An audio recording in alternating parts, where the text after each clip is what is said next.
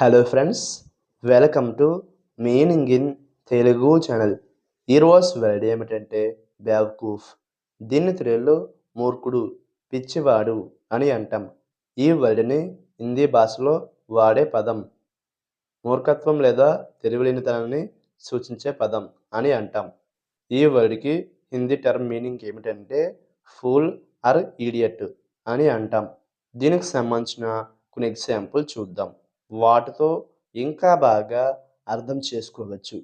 For example, ఫస్ట్ది, he felt like a బేవకూఫ్ for trusting the wrong person.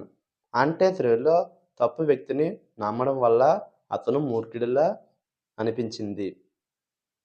దీని next example and final example, do not be a బేవకూఫ్, think before you act.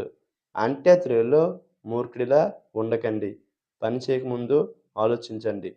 ఈ video మీకు నచ్చితే like చేయండి. మరిన్ని వీడియోల కోసం మా ఛానల్ని సబ్స్క్రైబ్ చేసుకోండి. Thank you friends.